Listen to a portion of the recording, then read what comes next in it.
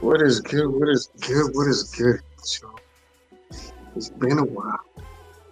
I just YouTube. Favor Nation.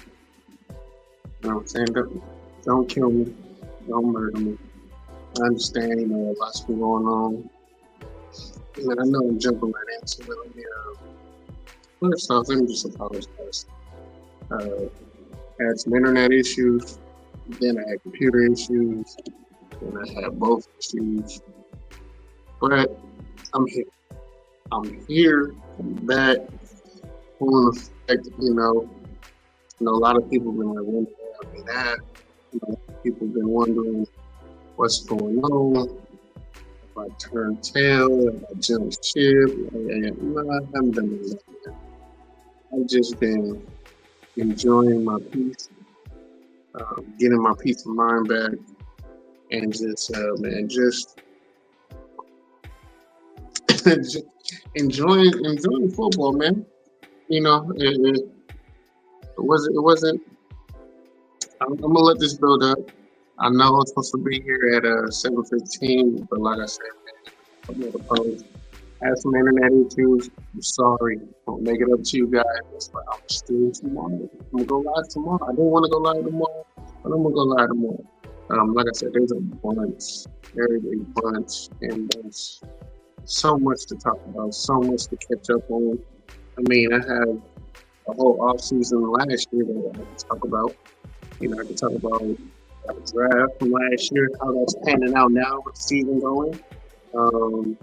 Let me know right now. I see a couple people in here. Let me know if sound and everything is off. Like I said, I've been having issues. So if you hearing the echo, if you hear the sound, if you hear music, let me know, man. So what's good? What's good, man? What's good? How you doing, man? That's already podcast. I appreciate y'all for coming in, man. Like I said, it's been a minute, man. It's been longer than a minute, man. Um, it's been a couple weeks, man. It's not just a minute, man. It's been a little bit of time has gone by, man. And I have missed everybody. I have been missing people. What some things coming to build up, but I'm just gonna jump into it, man. I know I'm live, man. I know I was going live before, but yeah, man, I'm live. I know it's crazy. It's crazy, looking at the screen, looking at this chat. I know you can see in the corner, man. I'm actually doing it on stream, and I'm not just doing it for YouTube. I'm still gonna mess with YouTube. I'm still figuring out a couple things, but actually getting serious and real with this. There's been a lot that's been going on. I appreciate everybody that's been very patient with me. Man, salute Joe, man. I appreciate you for stopping by, man. I just appreciate everybody who's just been patient with this whole process, man. Like I said, I had a bunch of things going on outside of just football and coaching and real life things. I'll probably eventually get into those later. I don't want to talk about them. I'm just now getting my bearings back with a couple of things, physical, mental, emotional. Just things that required my full attention. So I had to find time and take time from other places to really turn this up. I'm still here, y'all. You know what I'm saying? I'm still here. I'm just plugging in this laptop, because I got a couple things, man. We go through some better, man. As the show going, bro. Look, we got banners, yo. We got a ticker full banner. I mean, it's starting to get real, So, I mean, I know a lot of people going to want to ask questions. What we doing? What's going on with the Raiders? How do I feel about this? I know everyone's going to ask, how did I know about Brock Bowers when I was telling people that we're going to draft Brock Bowers or what we should do? What about a quarterback situation?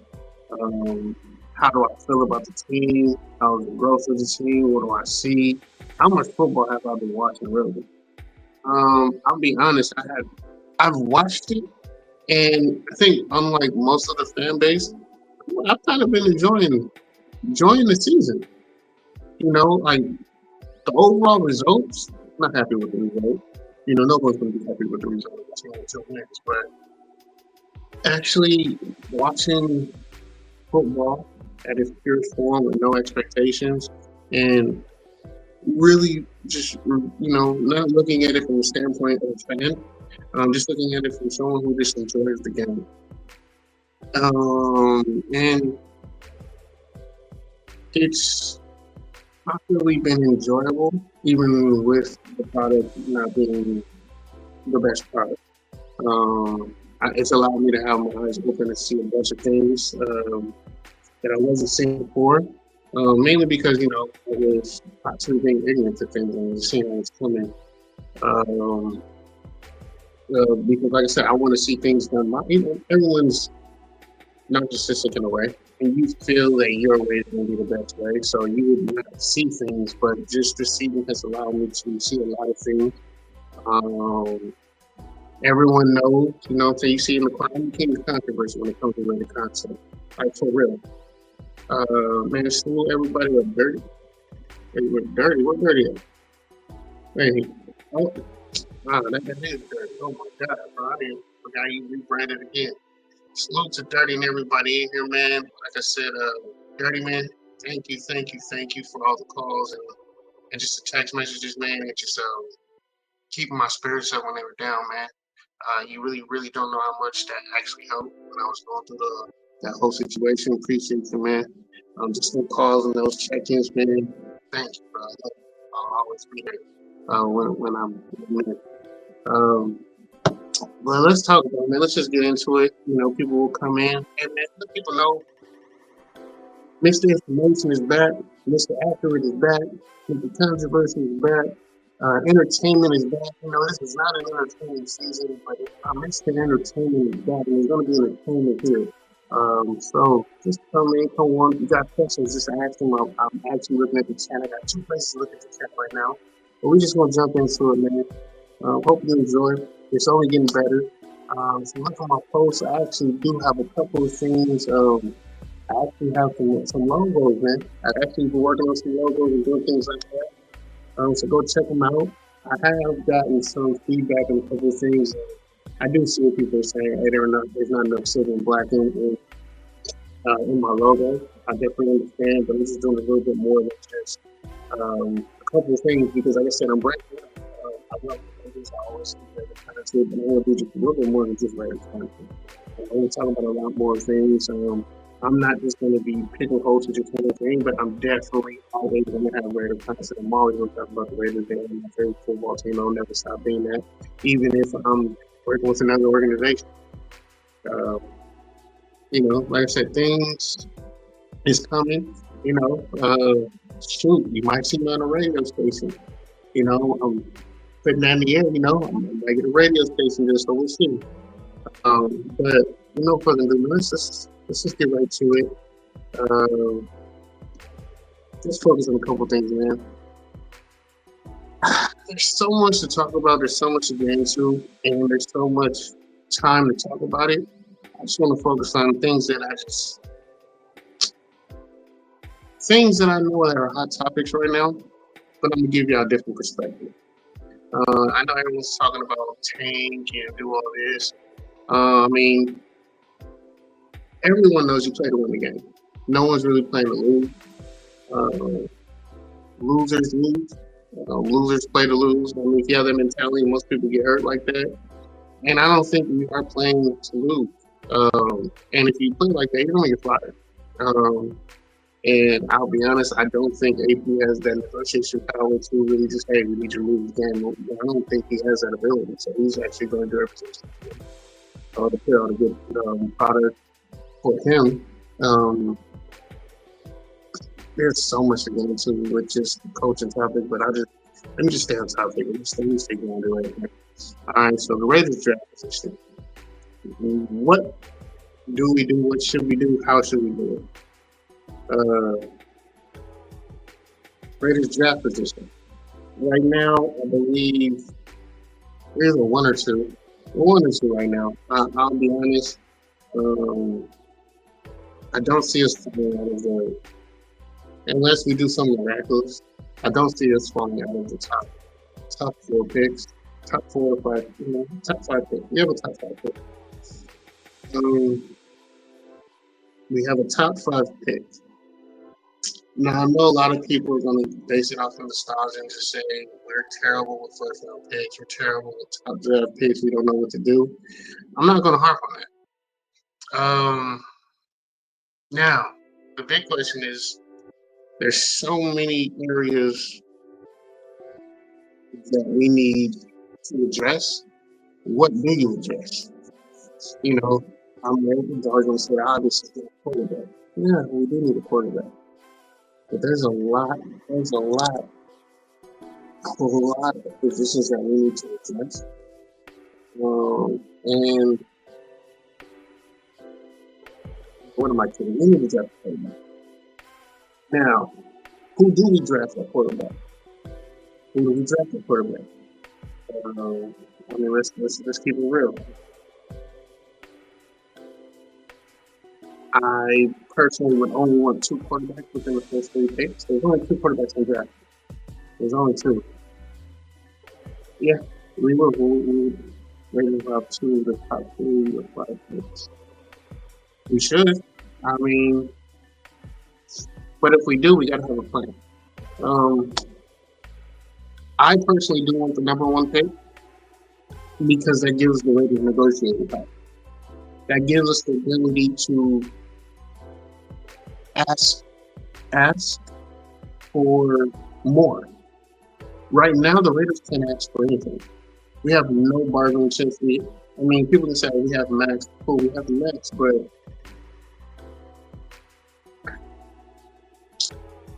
max is a bargaining chip. I honestly don't feel the Raiders know how to negotiate with having the big joker right now. Like if we're using Max as a bargaining chip, he's the big joker. Now, do we know how to play the big joker? Do we know how to deal with him? Like, he's not. I'll take that back. He's not the big joker. He's the little joker. He's a little joker for us. And the Raiders have blown so many chances to get more for players with value than what we have done. And we typically make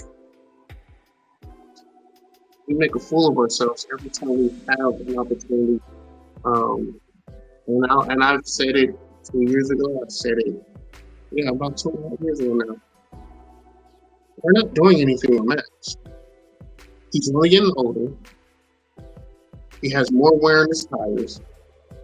This is his first big injury where he's sitting out the rest of the season, where he's not finishing the season.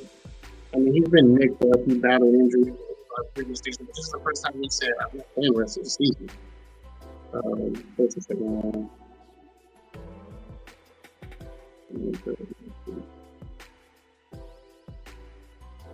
I like that. Okay, so we have a first and second round this year. We have the second and third next year from Jacksonville. Cool.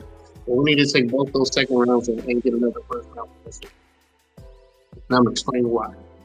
So, like I said, I want the number 1 pick. Why? Because that puts us in the driver's seat. That gives us some negotiating power.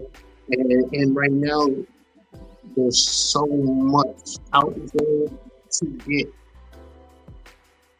Because a lot of teams aren't really playing to win. A lot of teams are playing the market, the media market. There's a media darling out there right now, Shador Sanders. And people don't even understand how much Cam Ward is going to be valued at. there's. Let me understand. What are the other quarterbacks? Let me bring up other quarterbacks. Right? Give me a second. Let me look at the quarterbacks. I have been scouting. To be honest with you, there's only 2 quarterbacks worth the grade right now. I don't see anybody else that's up like. Okay, let me just go down. Let me just go down the list right now. For quarterbacks this draft, there are 2 that are day 1 starters. Right? Two day 1 starters. Shador Sanders, Cam Ward. Nobody else is worth. I'll be honest, a day 1 pick for me. I'm not taking a chance on Dylan Gabriel. It says he's 6 foot. The kid is about my height. He's about 5'9 1/4. 5'9", 5'9 1/2.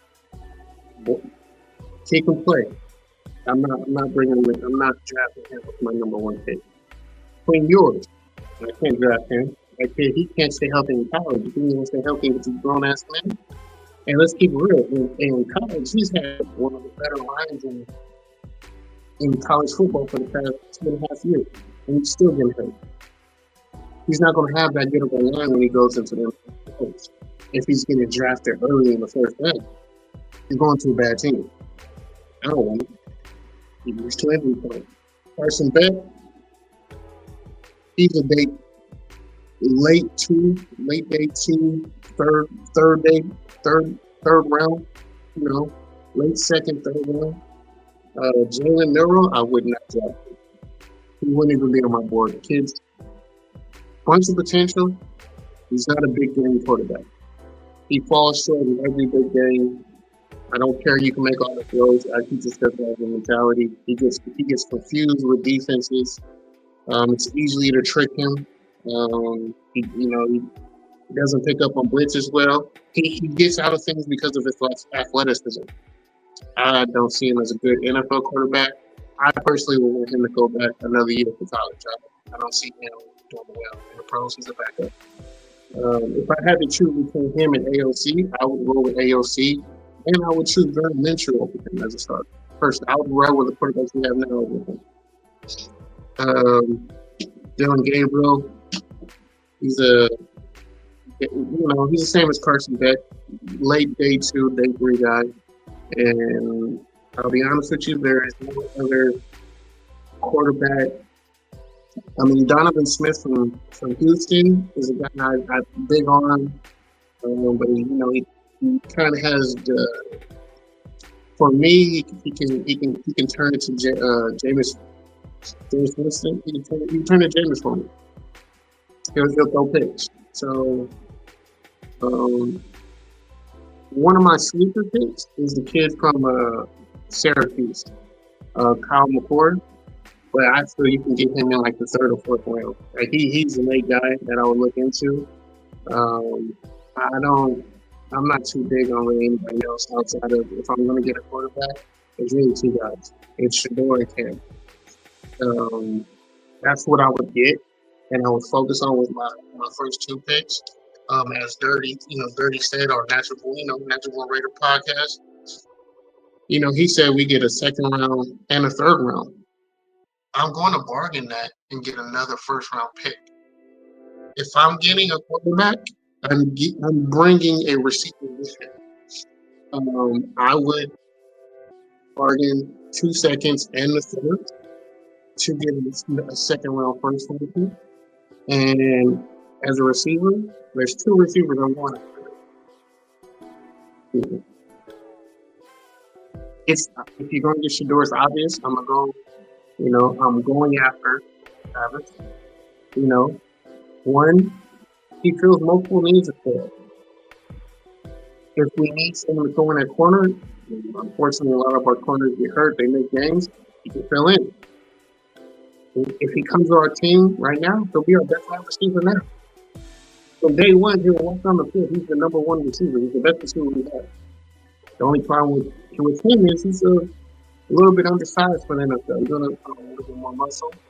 I would want to see to take hits from NFL players because they're going to piece him up. But, if they see him go both ways, them DBs, them safeties, when he comes across, and our quarterbacks, might leave him out to dry. Even with Shador, if he gets left off the drive, he's going to get hit. They're going to touch him up, especially his rookie season, and let him know, brother, this ain't college. It's offensive if they let him go both ways. He's going to have to earn that. He's going to have to show and prove how tough he is. But I'm still taking it.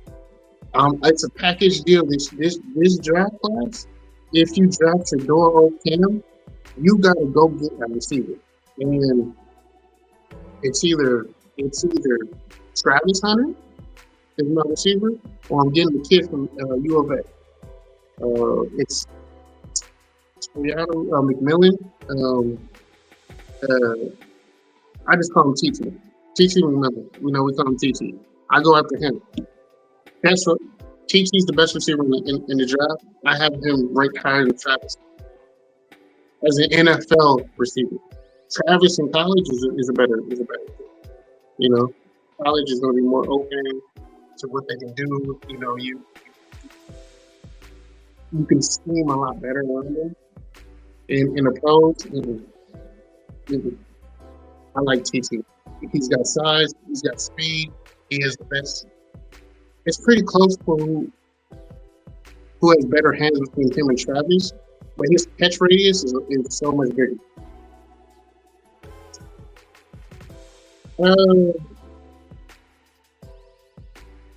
He's the greatest two-way player. As much as I hate doing this, I still think Reggie Bush was a better player. I think AP probably was a better player. Barry Sanders was a better player. As great as he looked, his impact outside of just being a media guy and all that impact on the field, you can go away from him and you can still dominate that team. You couldn't do that with the other guys that I took. He didn't dominate games like that. So it's hard saying he would be the greatest. You can make an argument. I'll give you the argument. It's definitely an argument, but Milroe is Anthony Richardson 2.0. I think Anthony Richardson blows Milroe out the water. It's not even close. Anthony Richardson's a starter. Milroe's not. So, no, he's not even a Richardson 2.0.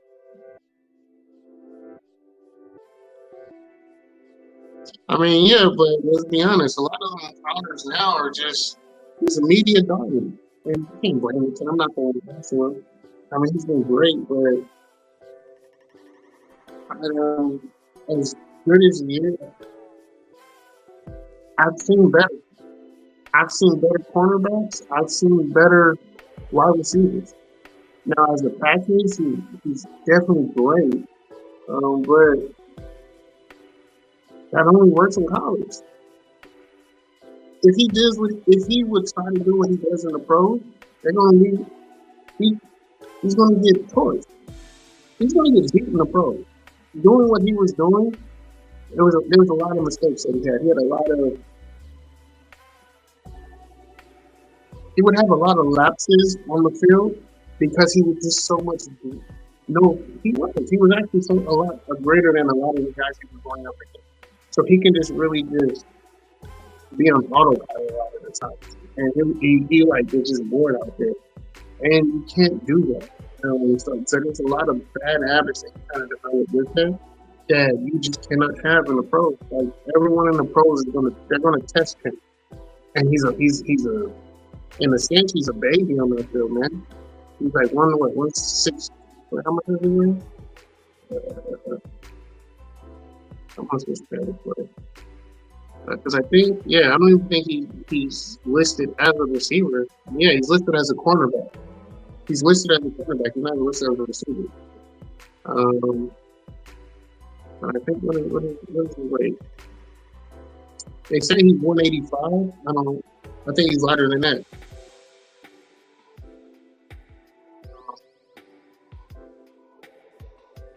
We need to get rid of OC to make it all work. Yeah, we are going to need to get a good OC.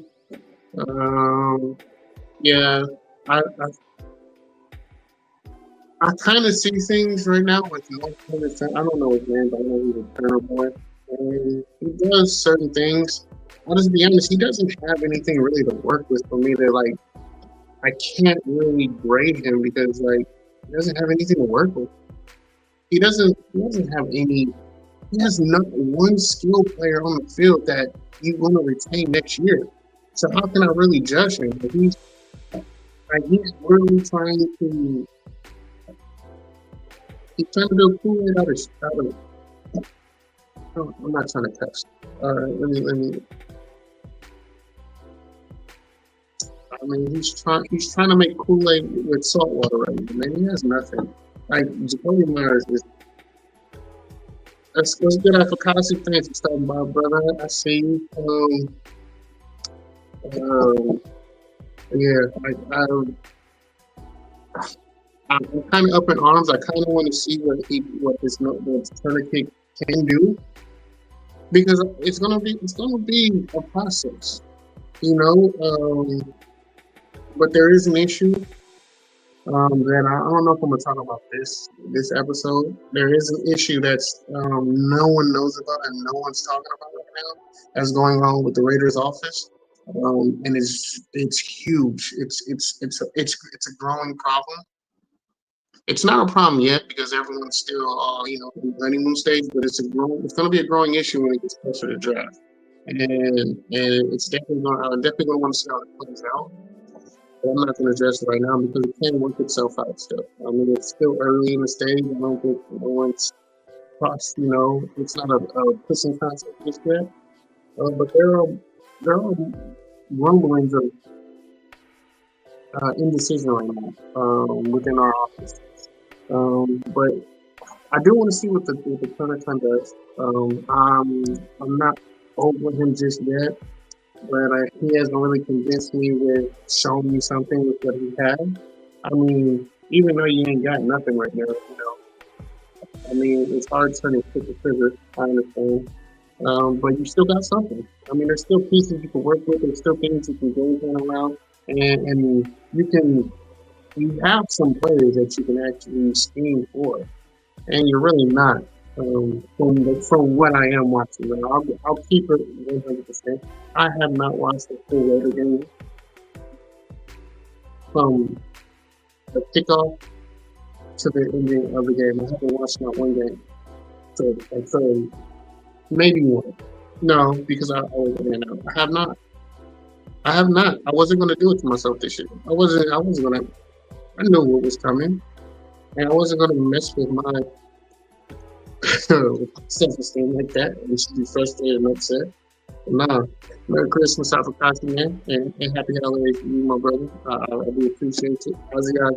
Haven't said that in a while. But I haven't. So, but I have watched enough to be able to see two key tendencies. I've watched enough snap. I've watched enough situation football. I've seen enough. But I do want to see more. I want to see you do more with what you have. And granted, I understand you don't have anything, but still, show me what you. This is still a trial for you too. You know what I'm saying? So you got to make do what you got to make do. I'm not saying you're trying to make excuses, knowing that you don't have anything really to work with. Same with AP, man. Make do what you can make do with. I want to see guys run. Right now you got guys who will run through a wall for you. I want to see them run through the wall. And if you can show me that, and these guys are going to run through a wall for you, okay, you are coaching. You're coaching because them guys are still playing for you. Right now, these guys have nothing to play for. And a lot of guys right now, they're not trying to really put their body on the line and they know ain't nothing going to come from it. So I definitely want to see more from my offensive coordinator. I already know what I have for my defensive coordinator. I will say Patrick Graham has showed me a little bit. I was a little harsh on him. I don't think it's been as bad as a lot of people are talking about.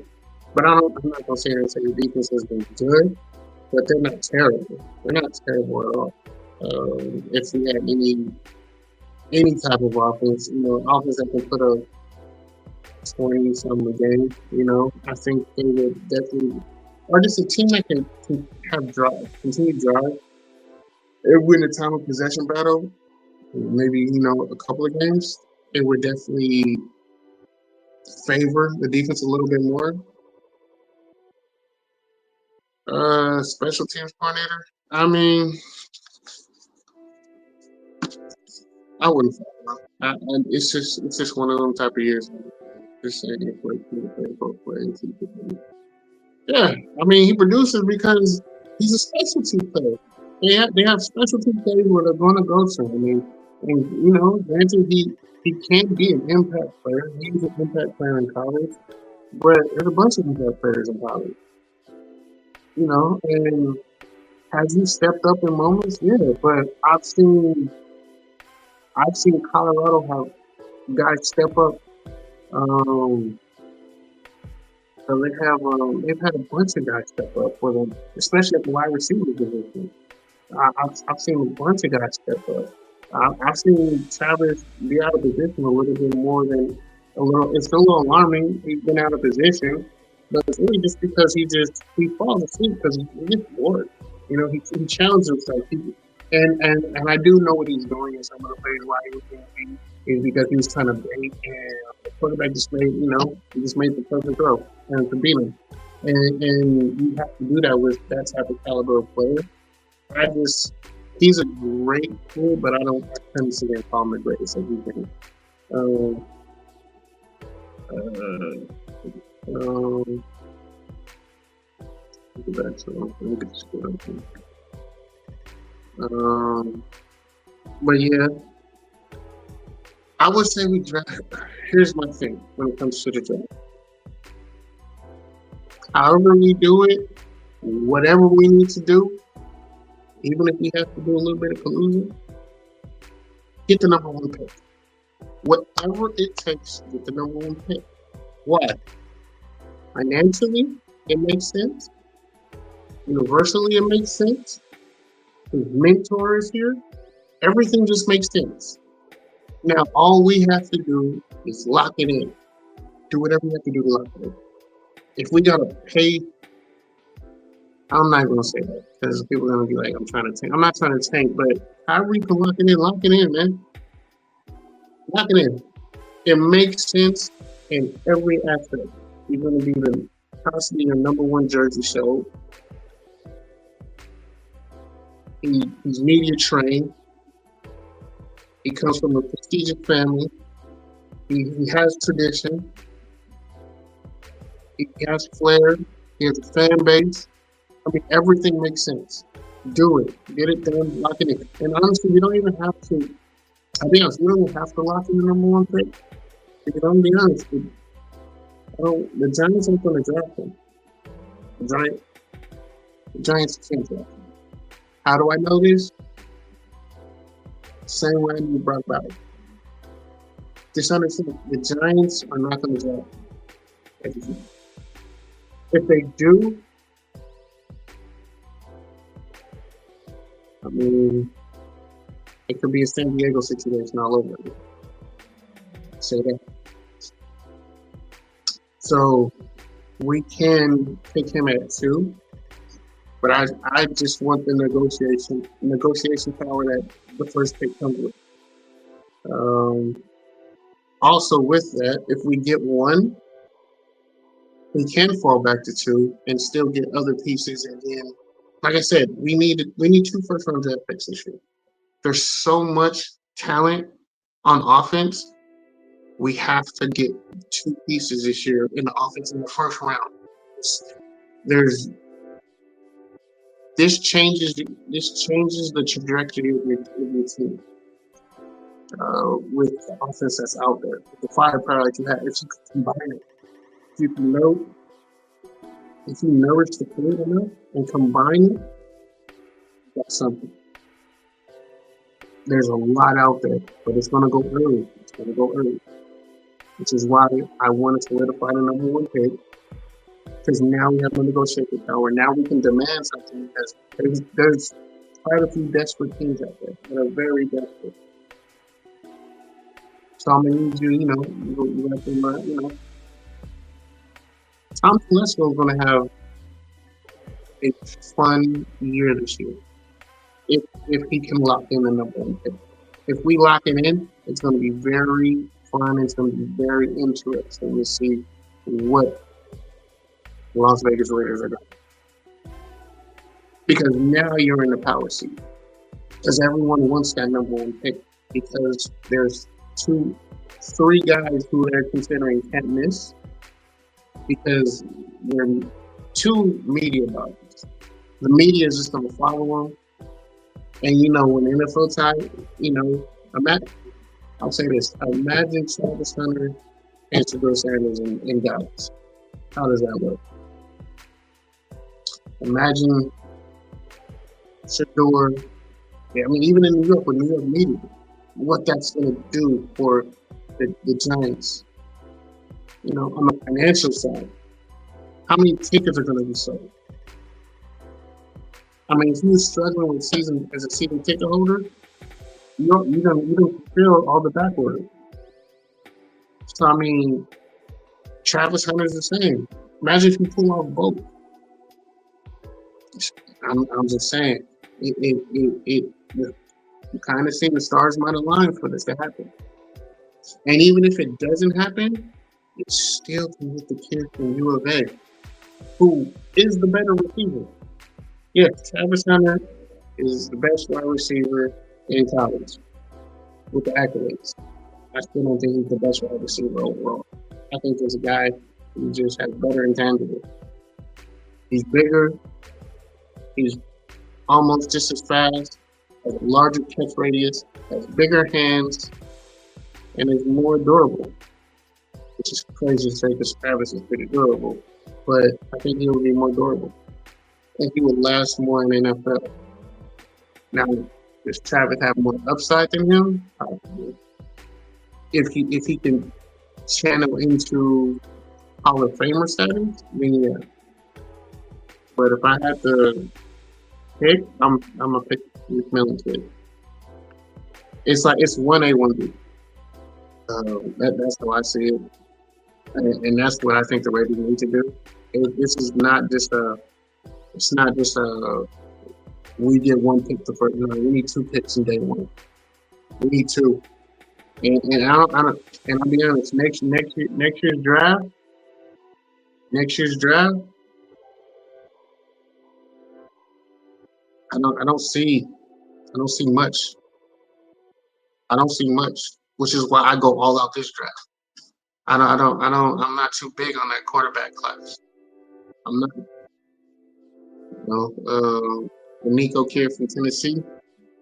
I'm not big on him just yet. I gotta see more. I like Shore better. I like Cam better. Arch Manning. So I'm sorry. You know, he's more hype.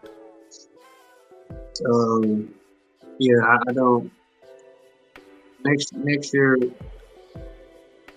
it's just yeah. This is my draft. I'm building my team around. Not next year. Next year, I gotta do a little bit more work. I'm just focused on this year's class. So I'm going all in.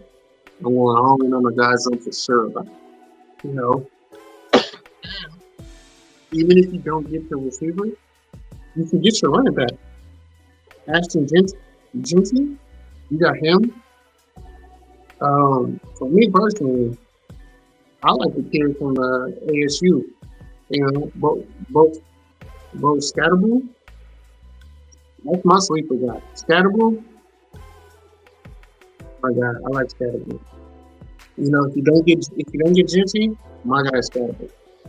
Um, there are a couple of running backs in this draft that can probably challenge. That can probably challenge for our that would challenge Zamir White for the running back 1 position. There are a few who would come in and challenge him. Now, will they beat him? I don't know. Genty, I think, would beat him up. Bo is a similar back, but I think Bo is more shifty, and that kid is durable, man. He's insane. I think Bo is just a smaller version of Mike Austin and faster. So I really like him. Like I said, there's a bunch of running backs in this class that you can get value from.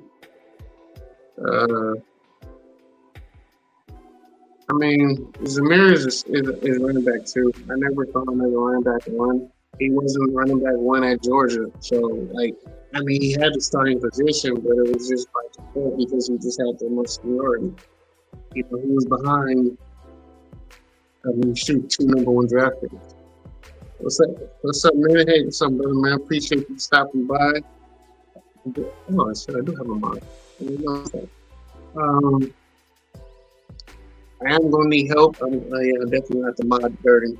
and a couple more people. Excuse me, as I said, I'm just getting over it. I was under the weather a little bit. Um, as you can hear, my voice goes in and out. I didn't want to be on for too long. Dang, I only got the one topic. So yeah, so that was that's just no one. Like I said, first round with the first pick, you get a quarterback. I like them both. Cam is going to be good with either obviously that I get, but it's a package deal. If we keep the number one pick, you got to trade up and get back in the first round and get another top 10. You have to have two top 10 picks if you draft a quarterback this year, and package it with a wide receiver or with a weapon. Don't just get one and think you're done. You've done it. No, hell no. If I'm gonna be the OJT right now, our offense is trash. It's straight dog doodle. It's hot garbage. I'll be honest with you. I can run routes like the wide receiver we have. I don't have the speed. But there's no route runners. That actually corner skill. Most of the corners that we beat are surprised that damn, I didn't know he was that good. You know, they beat them off of surprise. They're not beating them off the run. You know, so yeah, we need a QB1. We need a QB1. We need a running back one. We need a wide receiver one. And then from there, you address. I don't know. You know, you can address the O line after that. And that's the order I'm just talking about for the offense. I'm not talking about the overall order. Just in the offense, you need a QB1, running back one, wide receiver one. We have no weapons. We have zero. Whenever we play a game, we're bringing a knife to a gunfight. Every game. I'm going to get to the head coach topic. I think, I'll be honest with you, AP gets a bad rap because if you give him nothing to work with, you can't shit on him and say, well, fucking coach your team. Every guy he fucking has is a backup. I mean, what do you expect is going to happen? You think that's going to compete against MVP caliber talent? Be serious for real. You're sitting here telling me I'm going to make you go out here and take a test, but I'm only going to give you a quarter of the lesson plan, and you have to pass the class. Are we serious right now?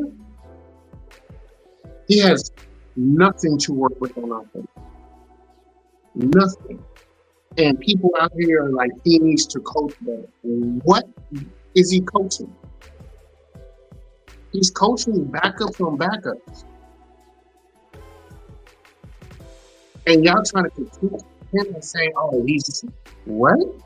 You're no offense. And you know what? I haven't watched anybody. I don't know what anybody has said.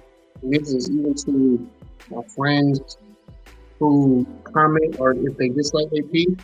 If you want to sit here and say he's doing a bad job, you really need to evaluate what the hell you watch.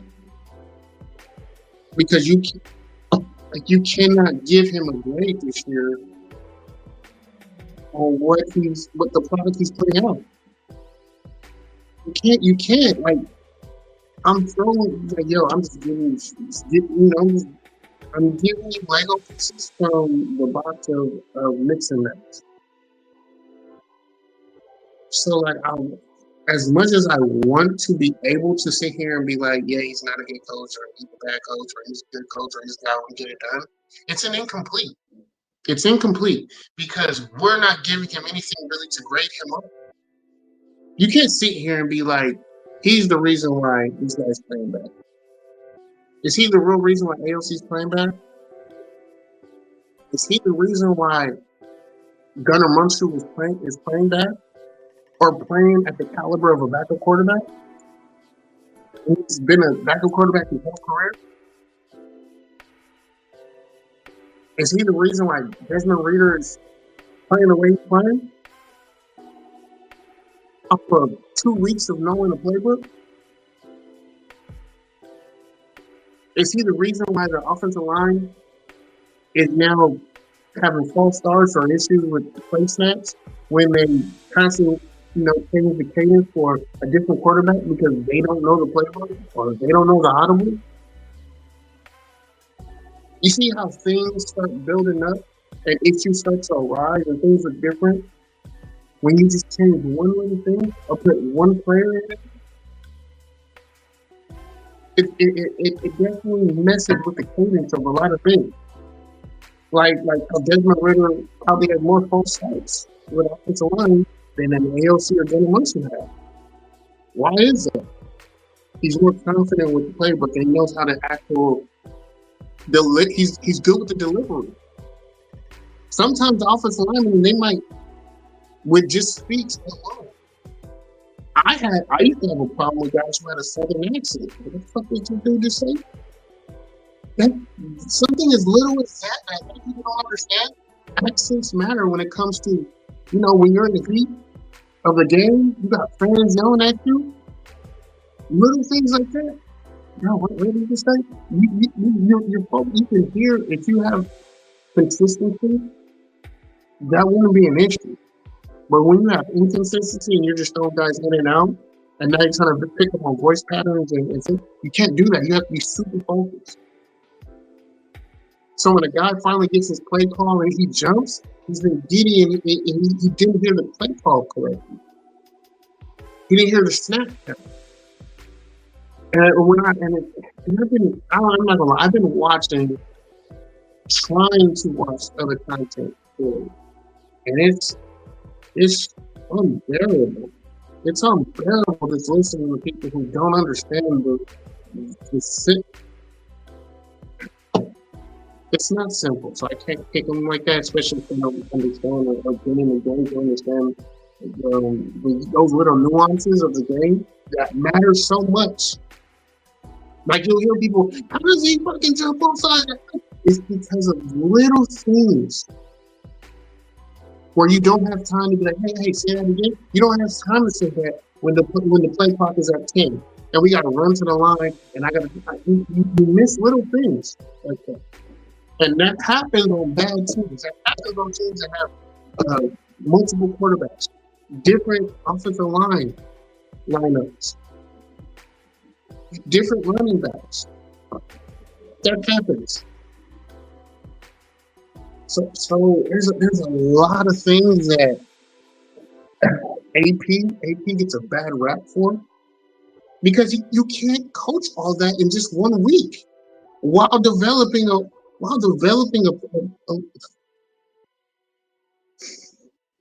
I get upset because idiots who have a platform can spread misinformation. And then the dummies who follow them are the ones who are the problem. Because the idiots who just say something stupid, they're not the issue, or they're not the virus. The virus is the idiot who's going to actually post to AP or send something to his family. Hey, you're a terrible fucking coach. Just quit. I can't wait for you to get fired. And when you have people who have a platform and they don't understand that and they spread bad intel, bad information, or if they're deliberately doing that because they just don't like the person, like the chat sports guy, Mitch Reigns, you're a buffoon. And if one of my minds clip this, Mitch Reigns, you're a buffoon. Who's the other guy? Wi-Fi Willie, you're a buffoon. I used to not really appreciate you, but you would defend Derek, and rightfully so. But you're an idiot. You're an idiot. Mitchell Lynch, you're an idiot. There's other people. I just don't like. There's so many. I've tried to watch people, um, like who, there's a bunch of people who are just stupid that talk. Like, and sometimes I can't even get like 10 minutes in. But for head coach, honestly, you cannot evaluate him when the team's just this terrible, and you're not giving him pieces to where he doesn't even have coachable players. He doesn't have coachable players. So I'm not. It's just an incomplete. Now guys are just quitting on him, and he's arguing, and or he's just out there and just looks deflated, and he doesn't want to do this anymore, and he's just giving up. Yeah, by all means, get rid of him. He doesn't want to be here. But that's not what's happening. You know what I'm saying? Keep playing with. Okay, look. Let me explain something to you guys. The Raiders right now, in the NFL, there's starting caliber players, there's starters, there's backups. Now, starters and backups are the guys who get the most reps. Like, you can have a backup, like a running back situation.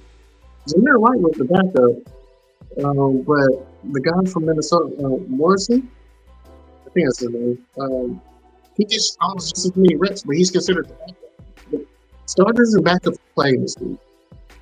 If you're second string, third string, if you're throwing guys out there from the second and third string on your roster sheet, you're not winning games.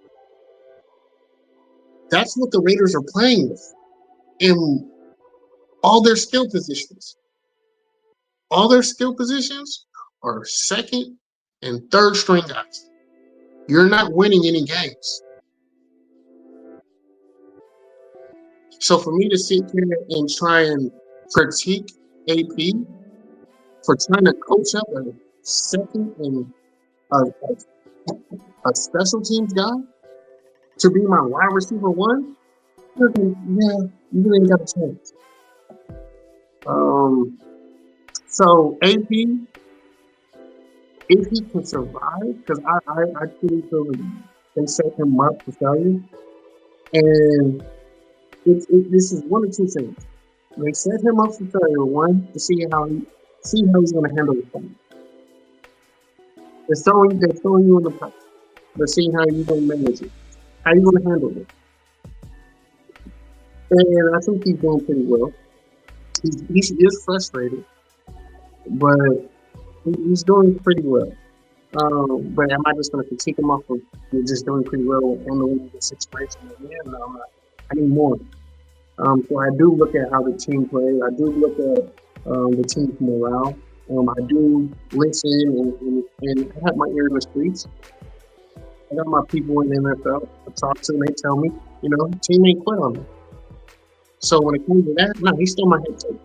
I know he can get it done. But he does have to show more. Hey man, sometimes like when you have things like this, show your personality. You have the personality. Don't go dormant on me. You know what I'm saying? Show the personality. Show why people, there's a reason why people like you at the beginning with. Still have that. But yeah, he's still my head coach. There isn't really anything out there that I think we can get that instantly makes us better. There really isn't anything like that. So let's go. Let's finally go to the second topic. I might actually skip this one. That's going to turn into something else. And I actually kind of touched up on the one, is it bad management as a player? I'm going to skip this one. I kind of went into this, what direction can we go with, and this ties into a lot of things. for direction for the draft, direction for coaching, direction for our staff. What direction are we going? I mean, we're going in the direction of winning. Now, everyone wants to win, but how do you win? I mean, it starts with the very thing that most people overlook, and I said this earlier this year when I actually went on Brown Crackers podcast, on Twan's podcast. You got to get player personnel better. Your player development team is terrible. It's the worst. It's the worst in the NFL. It's been the worst in the NFL for the past 10 years. We have not developed one player in the past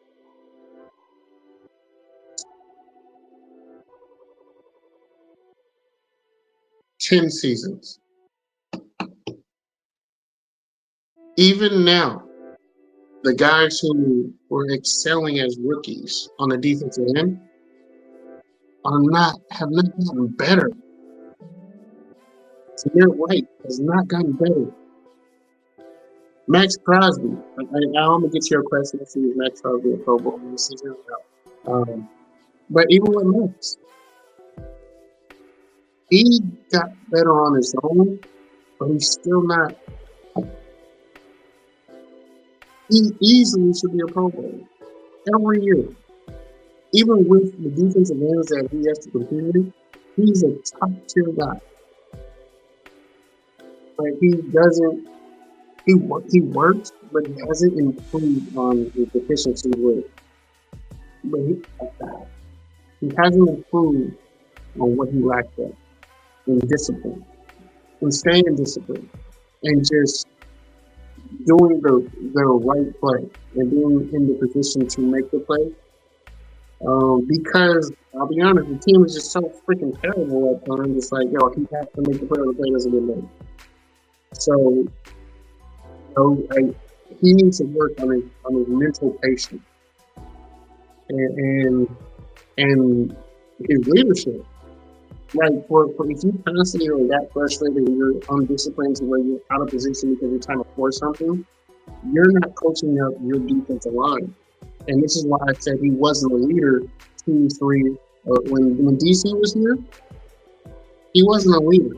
And he wasn't developing and being a leader. And that was players' development's fault for not helping him develop to be a leader and have a bigger voice and to take bigger steps on the D line. So right now, he is that guy. He doesn't know how to do it. He doesn't know how to do it. He doesn't know how to. He doesn't know how to demand more from his D line. He doesn't know how to do it. So that's a problem. And it's not going to get any better. He's already too late. I mean, he can. I mean, because of the caliber of player he is, he can easily do it. But I don't think he wants to be an asshole to do it. Like, to be that and to demand some of your team, you have to be an asshole. It requires a lot of managerial skills that I just don't think he wants to have, but he needs to have it. To be the next level guy and to get all the accolades like the TJ Watt, or to get the accolades like JJ Watt, or what Aaron Donald would do, you gotta be an asshole at times. Like if I'm him and Charlie Wilson is getting his ass kicked, I don't give a fuck. Hey, you gotta say that sometimes. I don't give a fuck what you say, dog. Get your ass in the goddamn backfield with your next man. Like, it's just crazy. Like there's no reason for you to get punked every goddamn play. Hey, Wilkins, dog, you're supposed to be the man at my end. What the fuck is going on? Why are you 5 yards down the field? Why are you on your stomach? Why are you doing pancakes? Like, you have to be an asshole. Like who? Be honest. Don't just talk about what you see on the field. Who is the dog of this team? Now, I think if I was asked that question before I said that, I think everybody would say Max Crosby's a dog. Who's the dog of the team? Who's a dog? No one would say the correct answer, I don't think.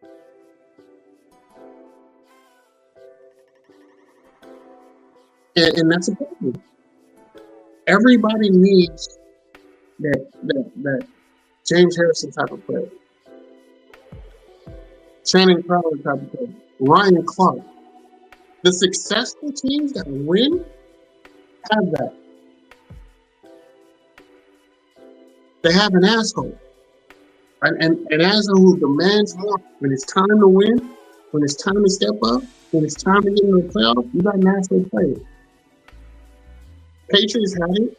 Tom Brady, they were on both sides actually. Tom Brady wasn't even a guy. It was Teddy Bruschi, I think. Teddy Bruschi. Everybody know he was an asshole. Bill Romanowski was an asshole. Rich Gannon was an asshole. Jerry Rice was an asshole. Troy Aikman, Michael Irvin. I mean, you see the trend with all the people that I talk about? They're all winners. Now, there are other assholes, that are great players, but they've mismanaged a couple of things, like a T.O.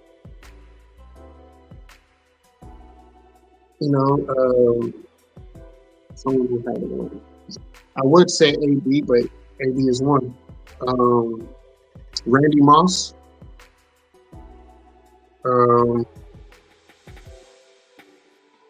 Chris Carter.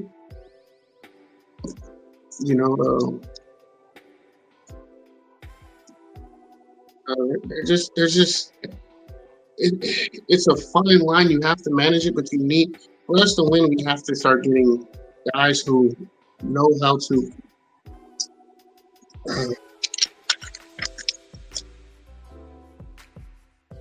We need guys who know how to.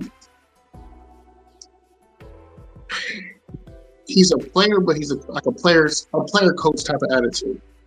A player's coach type of attitude. So what I mean by that is, you have the respect of the team as a player, but you demand it as a man. And they respect you because they know that you're a dog on the field. And they know you ain't going to take no shit. But they also know that you understand the situation I'm in.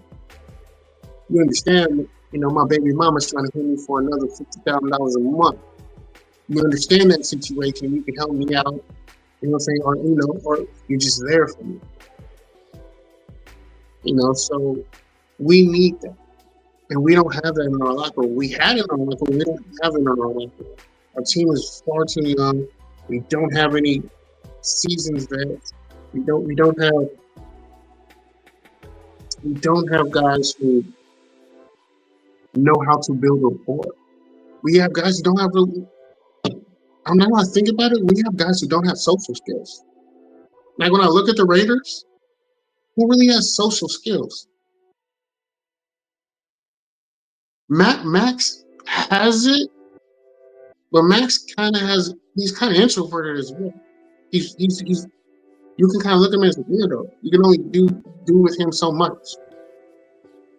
We don't have a guy who has social skills, who can read cues, who understands them, and just we need multiple vets, man. And it's frustrating that we're not doing it, which is how I know we're not trying to win.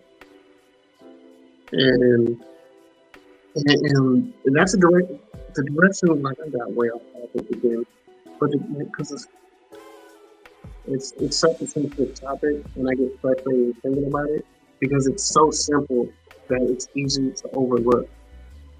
The Raiders are bad majority of the time is because we don't do things to have longevity. We do things like cereal. We just buy it. Milk. Get a bowl, cereal in, put some milk in, it's ready to go. And they hope it hits. Now, sometimes cereal can hit. Absolutely, cereal can be great. But right now, the ingredients with a bunch of the stuff we have, they don't taste like the cereal of yesteryear. The cereal now is hot garbage. It's not, it doesn't taste like it used to. And the ingredients that we give, what I'm saying, like this Pop-Tart type of BS that we do, what I'm saying? Like when you're doing a hot fix, you do a hot fix and we only give it about 15, 16 days before we bet on it. They don't give it enough time to build up. See if it really works. Like it's I'll be honest with you. This live right now is the most frustrated I've been this whole season. This is the most frustrated I've been all season. And I've seen almost all the games. I've seen the worst games. I wasn't as mad as right now talking about, and I'm not even watching the games. I'm not even talking about the play on the field. I'm just talking about the organization. I'm talking about front office stuff, back office stuff. If that doesn't get better, we don't get better. Which is, like I said, I gave them I'm giving you 4 years to really fatten your wallet up, get your money back, to feel comfortable. You've done that.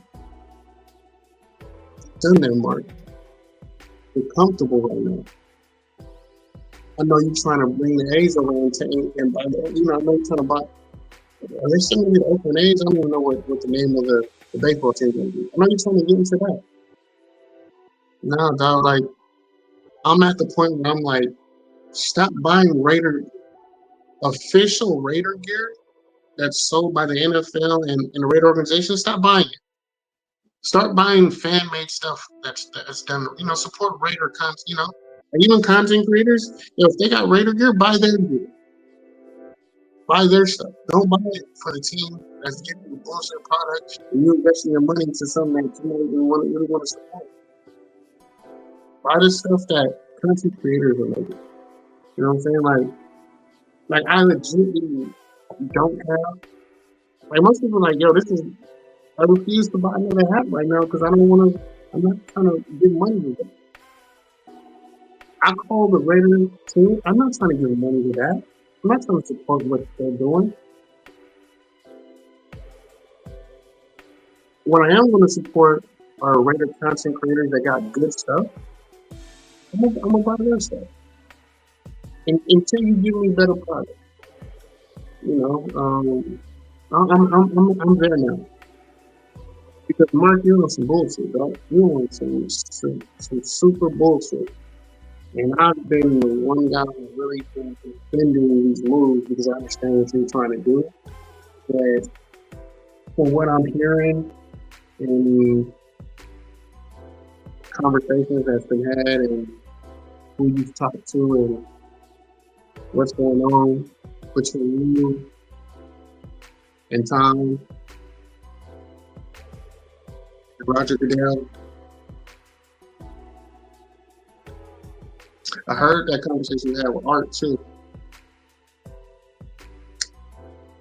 And I know a lot of guys don't want you to have the team anymore. I know that. Fuck it, let's talk about it. I got time. It's been the last topic. I wasn't going to say anything on this one. Let's talk about it, man. I'll give it right now because I'm actually am upset right now. Let's be real. Mark Davis did not want to actually give part of the team to Tom Brady. He didn't. He wasn't trying to give a percentage, even that small percentage. He wasn't trying to at all. He didn't feel he had to. He had to.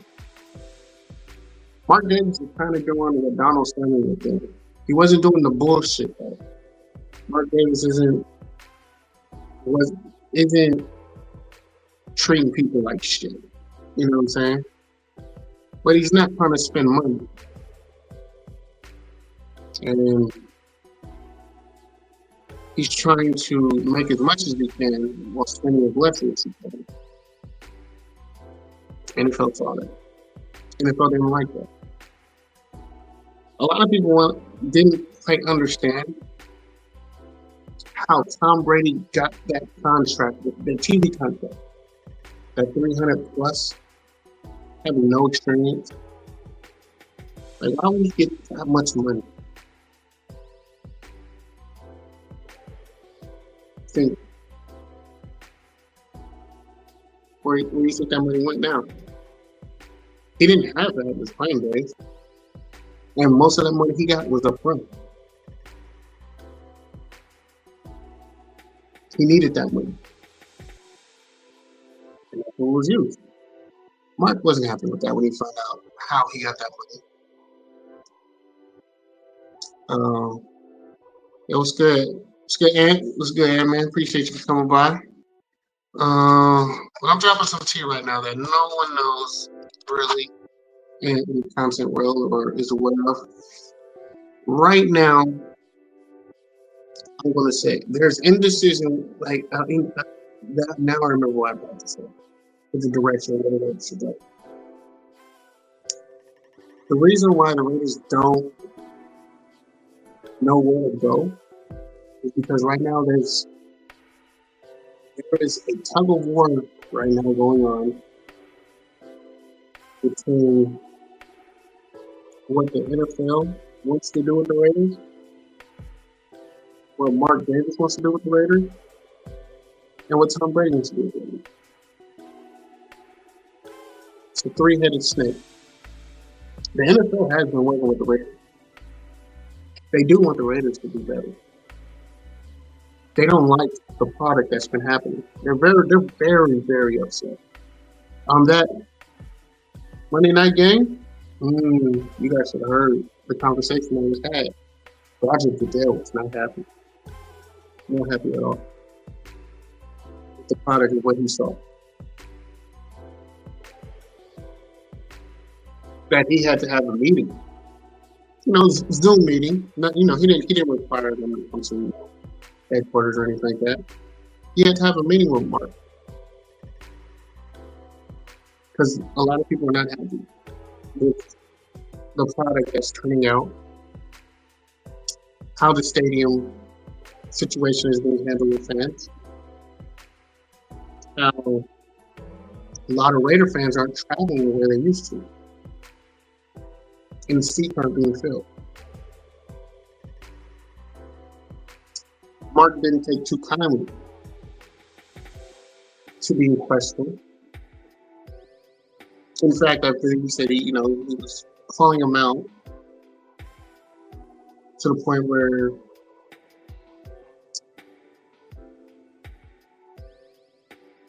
how can I say this without giving too much?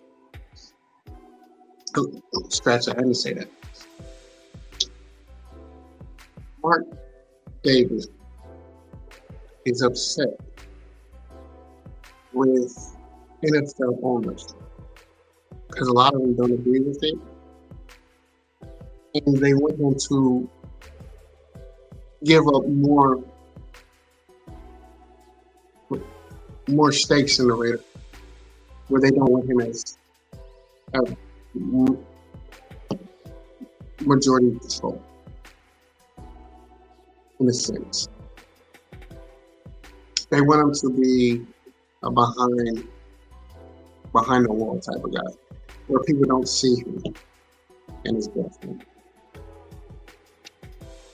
It's a bad look for the NFL right now, which is why she's not at games a lot of the time. She's not on camera as she used to be. There's a lot of backlash coming back from it. Having a sugar baby around and everybody knows it. And you speak upon it like that. It can be problematic, Mark, which is why they had to bring him, the chosen one,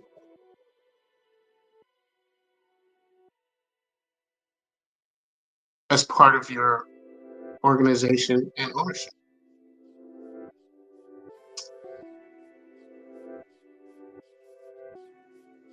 Mark, you're a very good business person. You know how to network very well. But who you put your trust in, especially with decisions when it comes to making decisions on football, most of those people are losers, which is why your organization is losing organization. And most people consider you a loser. And they don't know why you're so bad when your dad is such a great man and a winner at it. You know, how can you not do better?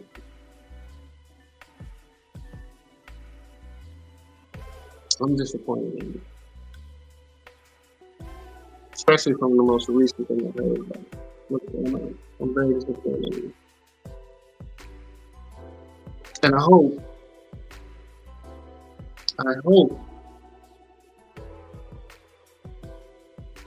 you listen to the right people and not to the wrong people. I hope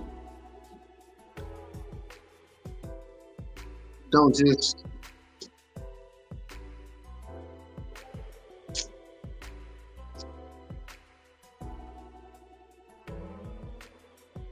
you'll be fighting a losing battle.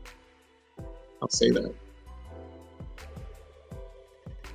I don't see how they can take the team from you, but I can see how they would force you out and drown you. Like they would drown you. I hope you can work with Tom. I hope you improve your relationship with the NFL. But with the shit that you're doing, let's get all lies. Let's just say the fact that I've heard stuff and I have no ties, really. I know I possibly would never get hired after things that I said about a year or 2 years ago that slipped out. Truly hit, man. You know who you are when you told me. Because I really do love this organization. And I really would help out with recruiting and working in player personnel. I'm great at that. I've sent packages to you guys, video, recruiting footage, training footage.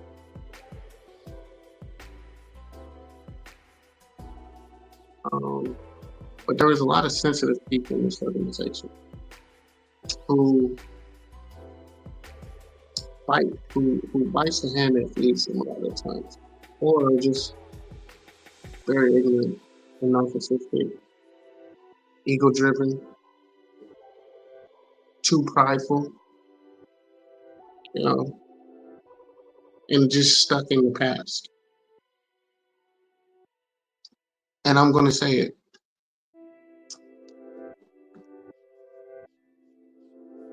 The Raider way's been dead for decades now. Like, when I hear just win, baby, it's cringeworthy. It's cringeworthy. You don't even put a product out there to type it really good.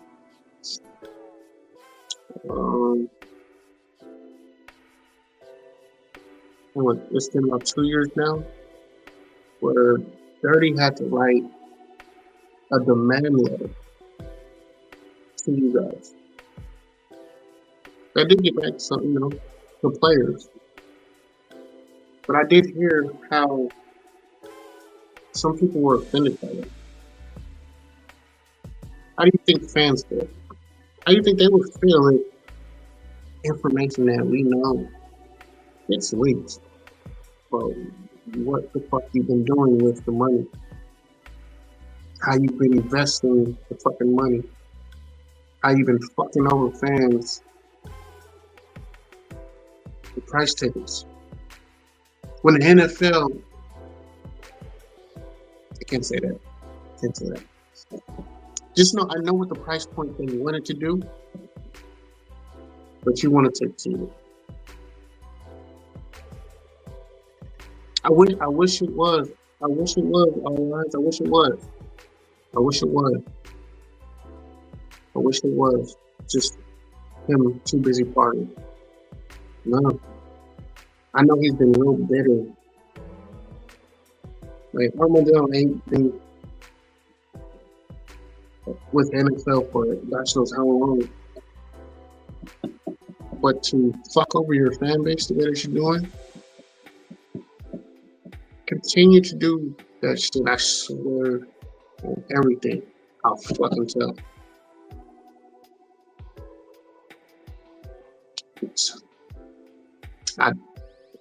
I didn't believe it.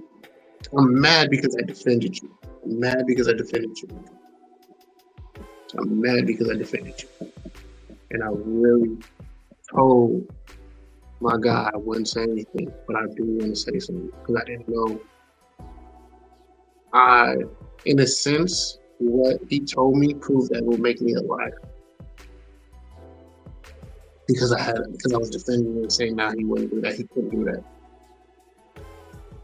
But which is why I'm gonna say, if you're a Raider fan and being a Raider fan, as much as we include ourselves with this organization, at the end of the day, we're just fans. Stop buying Raider gear.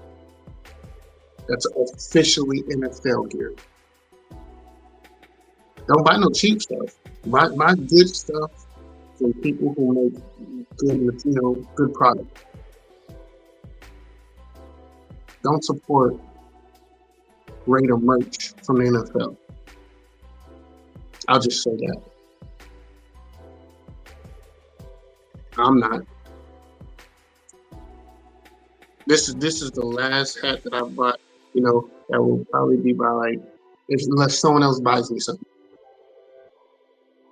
Unless my girl buys me something. I'm not spending another fucking dollar in this organization.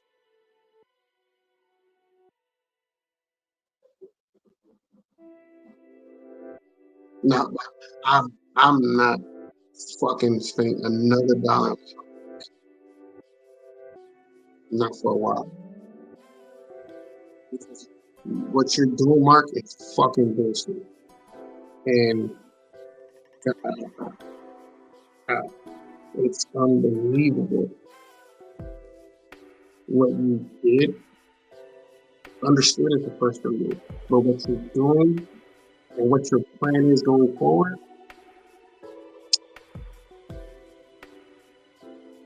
I might have to say fuck you later down the line if you continue with what you're trying to do. And I know people in the organization don't agree with you. And I know that's why there's a power struggle. And I know that's why there's indecision with the staff right now, and how AP can do things, and how AP had to find out from a third party person who's not even with the organization, but it just leaked down and got to them. I'm gonna have to start using pronouns just to make sure certain people's jobs are safe. It's bullshit what you're doing. Only one person really benefiting. The players aren't benefiting. The coaching staff isn't benefiting because they're not getting paid actually what they should be getting paid. And you're just lowering the price point for players.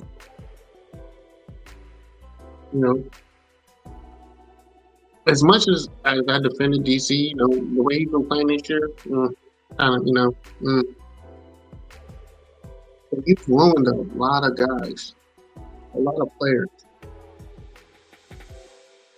Fucked up a lot of players. A lot of guys were taking taking whatever they could to get on the field, doing whatever they can to put tape out, material out, so they can, go to another team. They put their life on the line for you.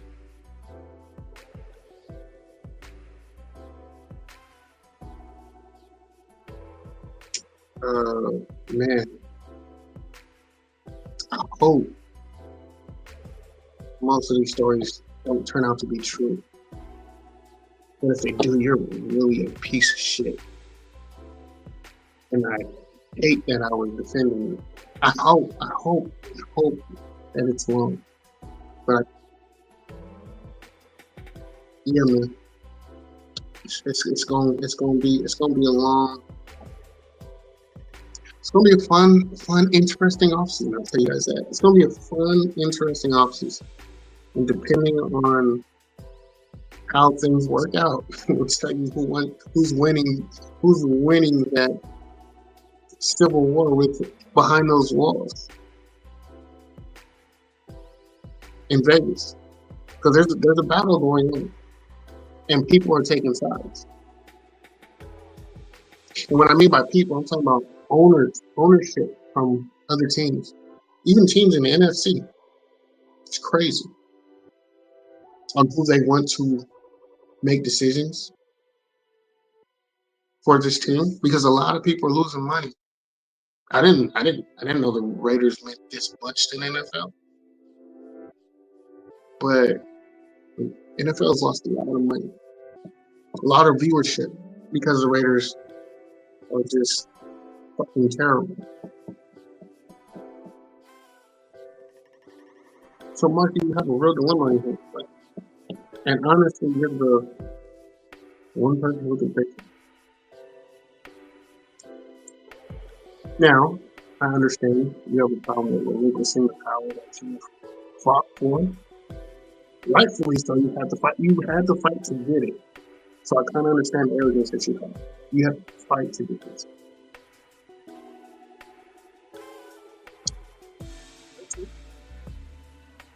There's a reason why you don't see certain people with each other all lives. There's a reason why. There's a reason why you don't see certain people with each other. Especially when you're part of the shield, right? Where are you? I mean, you see other organizations, staff, general manager, all of them, to move together. You see Roger Goodell, you see the superintendent, you see the player, NFLPA, they go to games. You'll see certain ownership talk to other ownership. It's not blown up yet, but chess is being played right now, and people are taking sides.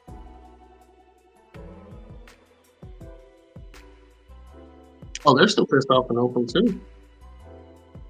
Some people, I didn't know, there's some people in Oakland who are still very, very big.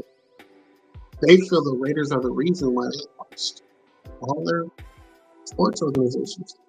They blame the Raiders. And they're highly influential in the business game that Mark is playing. In fact, they have deeper pockets right now. I mean, you can, but it's bigger than that, Kev. It's bigger than that. It's way bigger than that. And Mark is playing with fire. He's been playing with fire. And you have to have a lot of money to go to war. You have to have a lot of money. And you have to have strong allies. And he has some. How strong of an alliance he has? I don't know. But it's very obvious when it's put in a certain way. why the team was built the way it was built.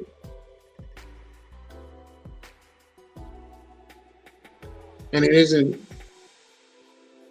I want to say this, but I can't. I'm gonna say it, but I partially believe it. I don't want to see him say it just because it's the black coach that he got the short end of the stick. Because it's not really that. Mark isn't like that. Mark isn't that. This isn't that. It's something else though. Something else though. And it sucks that AP is going to get the short end of the stick. I don't see him lasting. You know? Because, I mean, shit. At the end of the year, he's going to have to fight for his job. But why would you fight for a job where they ain't giving you shit? It gives you a headache. It gives you stress. It takes you away from your family. And all you're going to get is ridicule and blame for it. Unappreciative fan base who doesn't know shit about football. Ungrateful motherfuckers. The majority of them deserve to get punched in the face.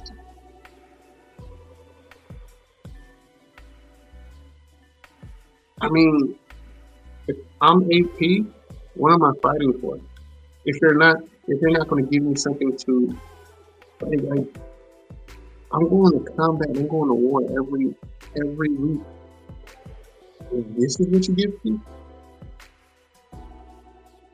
And how do you expect to win?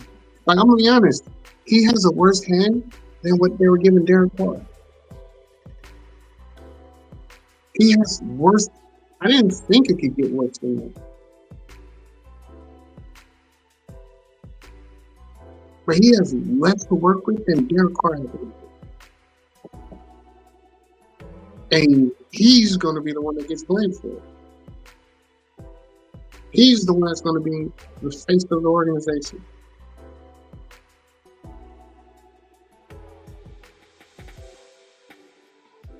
I mean, you can still hire two different people, cool, Kev, and it can work out. That comes to having social skills, knowing how to communicate, understanding communication, interviewing people. Because, I mean, if AP was already here, Telesco came here knowing that he had to talk to AP. So, like, to sit here and say, I don't believe in that. You came to an organization that had pieces there, that had things that worked, but needed fine tuning in certain areas, and other things needed, help that you could help at. So do your fucking job.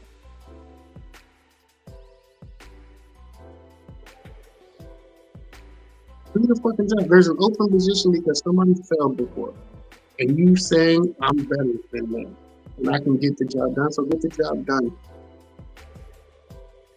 But don't sit here and when you're the supervisor, don't blame your managers when they don't have the tools to actually to manage, to manage the job.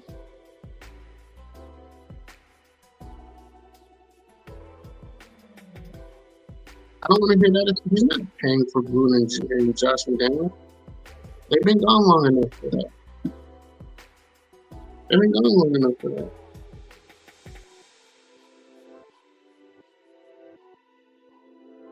What direction would I go if AP is gone?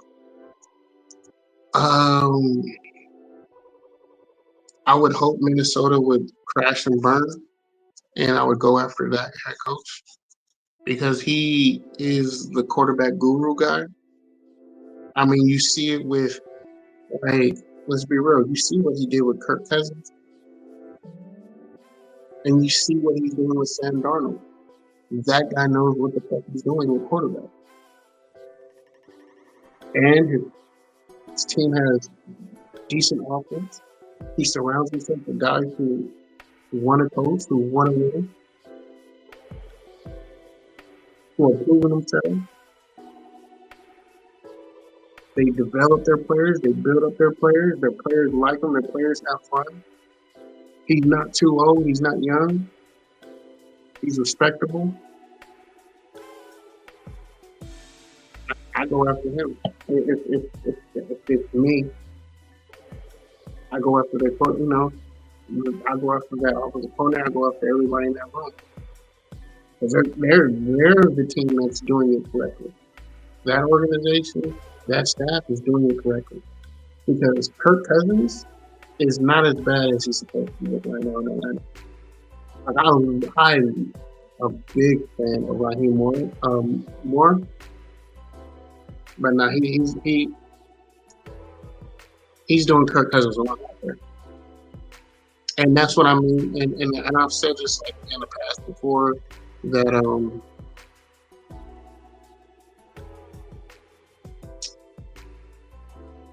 bad coaches can make good to great players.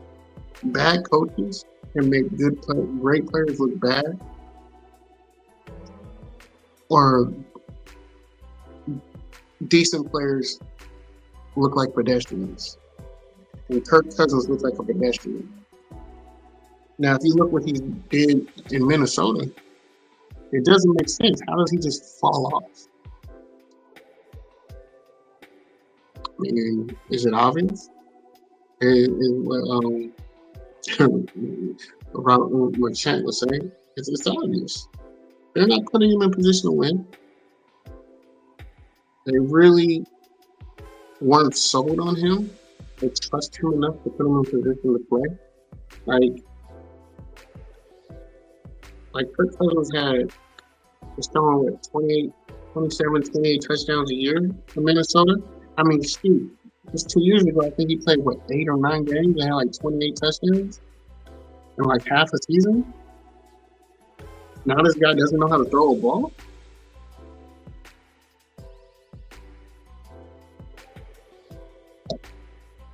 I know a setup job when I see one. We just went through one. You just said Josh McDaniels. Same shit's happening over there in Atlanta. That don't make no sense. You don't just fall off like that. That's not enough. He ain't getting support over there. He needs to get the hell up out of Arizona, out of Atlanta, and let them, let them play the kid. They want to play the kid. They want to see it. Play the kid, man. But don't sabotage a guy. Don't sabotage a guy because you can't adapt to your player. That bothers me so much. As a coach, you don't force players to adapt to you. You adapt to the players, and you build your offense. You build your defense around the players you have. If you cannot do that, you're a bad coach. You're a bad coach.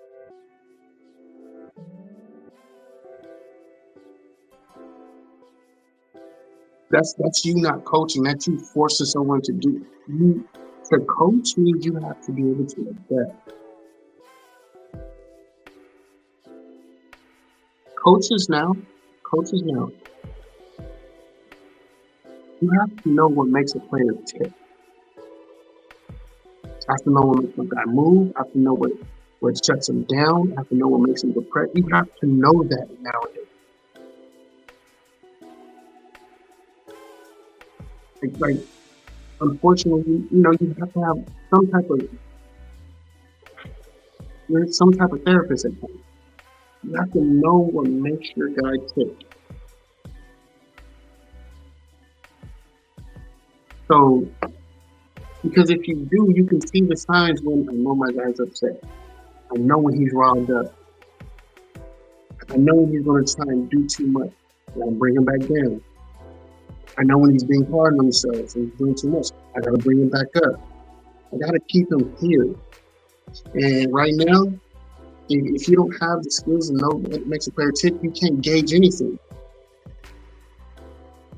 So you're going to have guys go out there and just look crazy. And you ruin a player. You can ruin a guy by not just having that simple little thing of just having social skills, knowing how to read a situation. And then you can know how to read a situation, but then also knowing how to speak respectfully to a man, knowing how to talk to a man. you have to, regardless of how intelligent a player is, you have to learn how to speak their language. If they have a high IQ or low IQ, you got to be able to talk it up and talk it down. You have to learn how to speak the language to your players. And when you can only force a guy into doing it your way, that means you don't know how to speak the language. You shouldn't be a coach. You shouldn't be a coach. There are so many different personalities. There are so many different egos that you have to deal with. I'll answer your question in a minute, Kev. Actually, can I bring it? Yeah, I'll answer this question in a minute. There are so many different. There are just so many different types of conversations that you have to have. And when you're a new coach or a new player and you're coming into a new organization where a staff is already assembled and you're trying to fit in, or you're trying to fit into an organization that has no direction,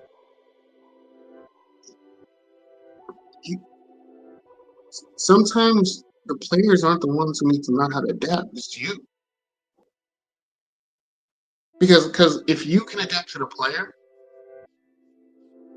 that will show them, all right, if he's adapting to me, I can respect that. Now, if you can get the respect of the guy, they now can believe in you. And if they believe in you, then you get their trust. If you get the trust of a guy, that's the guy who runs through the wall for you. They believe, and you can earn their respect, and you can build up their belief, then you earn their trust. And if they trust you, they'll do whatever you tell them to do. Those are the three things that you have to have as a coach. Yo, what's up, Fizzle, man? Appreciate you, man. Those are the three things you need to have as a coach.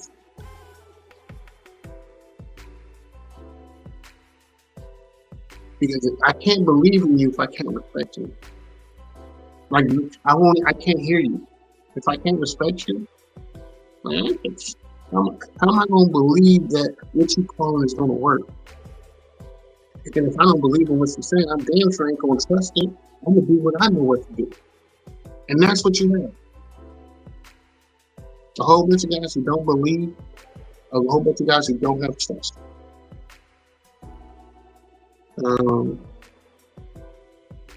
Yeah, man. And when coaches do bullshit, that's, Josh McDaniels just did that shit here. Nobody respected him and nobody trusted him. Josh McDaniels knows a shit ton of football. He's not stupid at all. He knows a lot of football. His problem, he doesn't know how to respect people. He doesn't know how to earn their respect. He demands respect but doesn't earn it. So no one believes in him. And then if they don't believe, nobody trusts anything you say. That's why Bill Belichick was so great. He didn't know. He surrounded himself with coaches that knew more than him. But he is the main key to the success of the New England Patriots because he knew how to talk to guys. He knew how to respect guys. They respected him and they trusted him. Even when they didn't like their player personality, even though they didn't like the coach, the position coach, they still believed him enough to understand that he knows what he's doing. He's going to put this guy, get this guy a job if he didn't. Even though I don't like him, the guy knows what he's talking about. I trust you enough that I will listen to this asshole. And it works.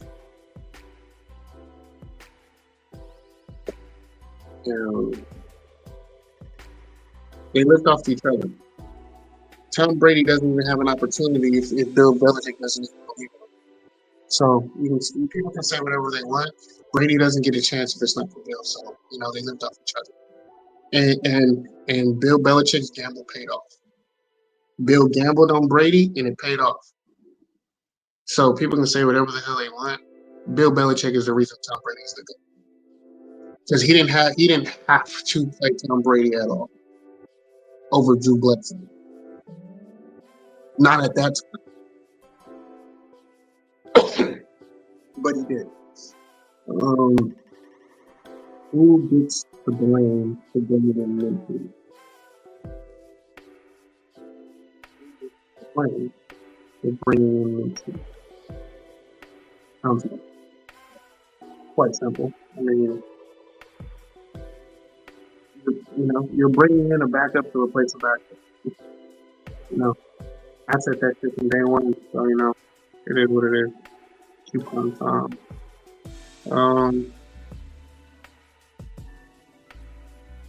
It feels like I've been talking forever. It's only been like an hour and 40. I think I've got most of the stuff out. Let me see. There's like a bunch of comments. Let me shout some people out. Alpha came by, man. Salute, man. Appreciate it. Thank you. Joe, what's up, man? Dirty. Raider Knight. I'm sorry if I don't know the name. I've been gone for a while, man. GP, man, you was the first one to hear. Thank you, man. Salute to everybody. I'm just trying to go and just thanks everybody that came by. D, you know what I'm saying? My first live. Al, what's up? Anthony, man, thank you for coming by. Let me get some and, all eyes. Again, salute. Kev. I didn't see this. James, I don't recognize the name, man. But appreciate you. Welcome, man. Thanks for coming. Raiders. Can't be too loud, you know what I'm saying? Can't be too loud. Wait, I wish I could, but I can't. Pizzle, you know what I'm saying? Salute, brother. If I miss anybody, I missed anybody.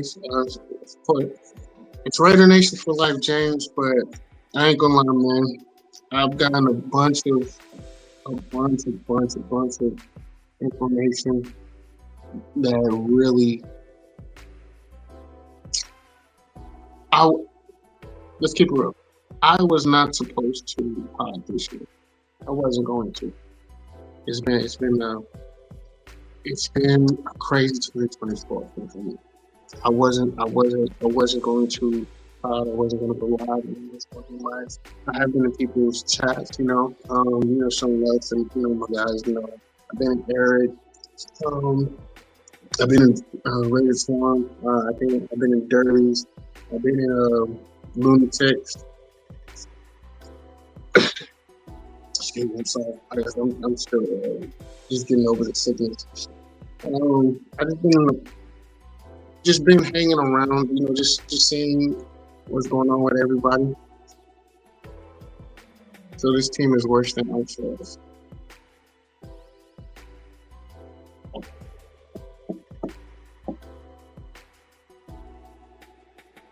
Yeah, I'll say that, yeah. Because the team still likes the coaching staff. That team didn't like that coaching staff.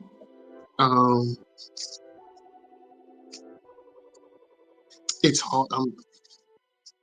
I'm not gonna stop being a fan, James, but I am disappointed in being a fan now. And that's mainly because I was defending a person under the impression that he was doing the right thing and what needed to be done for the greater good of the future, but they weren't.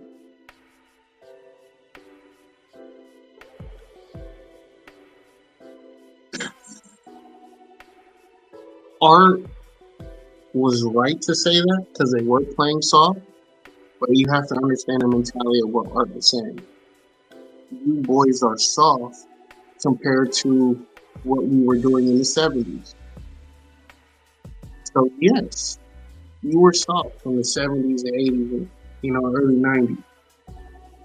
That football that Art Shell played compared to what the football was in 06, to him the motherfuckers looked soft. To him they were bitching. To him they were complaining. Now, this goes back to coaching. You have to know what makes your players tick. You're going to have to know how to manage those players. So for you to sit here and think you're just going to talk to another grown-ass man who probably is stronger than you at that time, who's probably has more stamina, and could probably kick your ass, and the only reason he's not kicking your ass because you calling him a bitch really to his face is because you'll fire me and I'll lose my paycheck.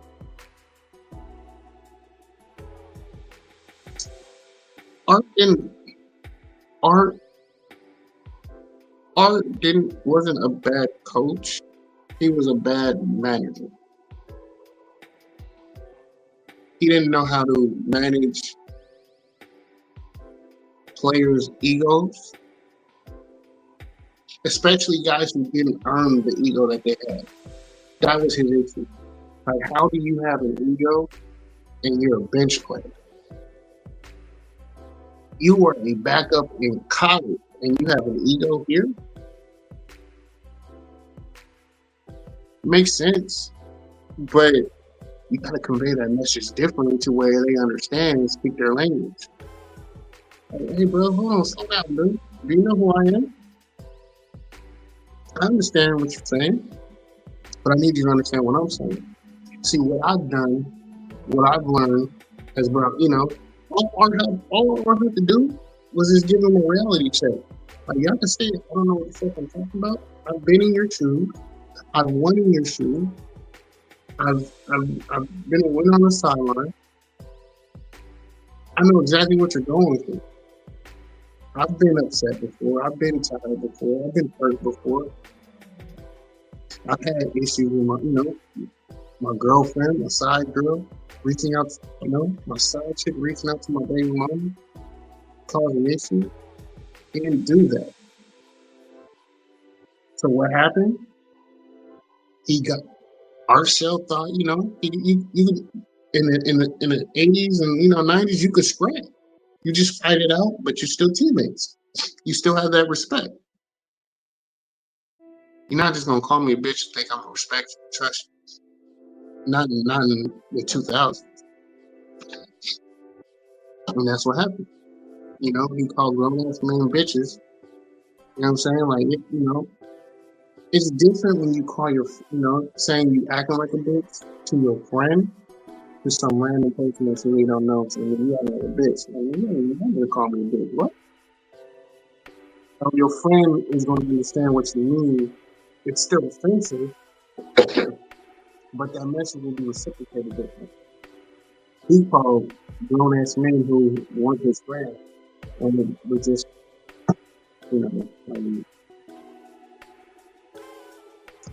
they were just pedestrians. Some were pedestrians, some he had some type of relationship with, some probably had rapport. So like I said, the message probably was reciprocated with a couple of players was correct, right? But I mean, we all know what Stu said. Stu wasn't an outside guy. So you call him a bitch, it's fuck you. We need to fight now. And then you don't even know you call me a bitch. That's all.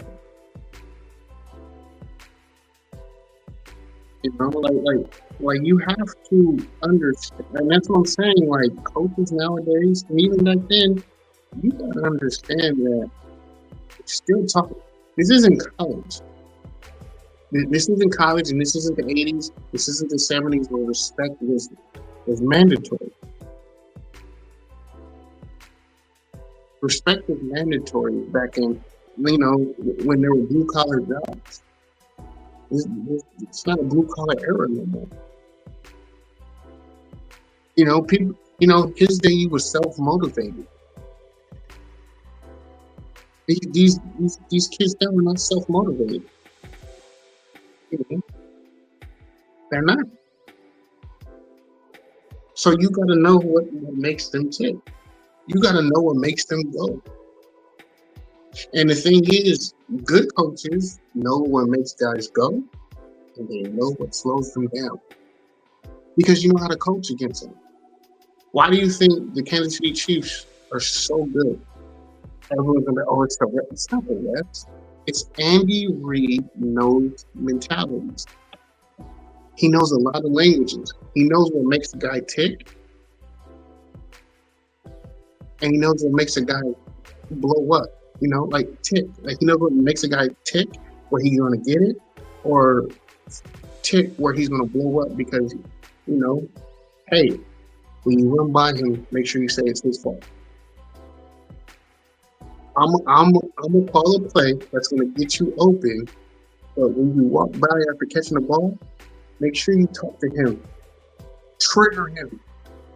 That's why when you see certain things and when you see wide receivers catch a ball and they start talking shit to the other corner, they're trying to trigger him, get him upset, get him off his rocker, because they're setting him up for 3 plays down the line where they actually target him. Where they're going to motion to see where the coverage is at, and they see, oh, you're on man. No, exactly. Because we've been triggering you this whole time. So you're either going to get a penalty by grabbing me, he's going to hold me PI, or you're going to get a personal foul for unnecessary roughness. That happens. You got to know what makes people tick both ways. That's how I coach. When I see that kid's upset, hey, we're going to target him. That's why good teams win, and they go after certain guys and they say things, or why random guys just like, man, he just talking shit to him. No, I'm trying to trigger him. I know he has an attitude problem.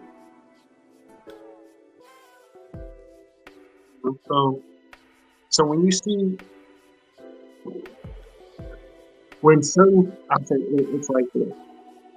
A guy is upset when you see the guy trying to run out of bounds, and you see a dumb play happen where the D lineman or the linebacker hit the quarterback that's already out of bounds or hasn't stepped out of bounds, and he's giving himself up and they get hit and you get a stupid penalty. It's because they've been triggering him that whole time. He finally gets a chance to light your ass up, and he does it in a way that gets an automatic first down. Because he was triggered. And they've been setting him up that whole time. Those are the little things that win championships that we don't do. That's coaching. That's the X's and O's and the little things in football that no one talks about. Those little things that win games. Is that one penalty was 3rd and 14, 3rd down, 3rd and 8, you getting off the field and you get an unnecessary roughness late hit. Because you've been telling him, hey, say this to him all game. And you've been running away from him all game. He's been spying. He hasn't had a chance to hit somebody. Yeah. It's going to be 2 hours. I got a few more questions. I'd say probably, I know I'm going to stream tomorrow because I was late today. I had some issues. Internet wasn't working. Computer wasn't linking to the internet after my internet came back up. So, like I said, it's a work in progress. But I am back. I said some things that probably shouldn't have said, but I was upset. And I don't care that I said it. I don't care that I said it. I shouldn't say it. But yeah. I know there was a couple of things. There was a couple of questions. I think I answered most of the questions. But yeah, if y'all got questions, man, shoot them to me. We'll run through them. I know there's probably been a bunch of questions that people been having all through the off season. But shoot, let me know what you guys have. or what you guys looking for, or what you want someone to talk about. Like I said, I'll definitely talk about it. There's gonna be a lot to talk about. Um, uh, but I'm about to probably do a genuine 1 minute. It is a little bit time for bed. Our show running in one play every first game. I mean, yeah. I mean, if you have a scheme, if it works, it works. You know, if it doesn't work, then you got to get away from it. But that's when you don't adapt your playbook to your player personnel. You can get stuck in old ways, and if they don't work, you're developing the bad habits because you're not, you just don't know how to adapt.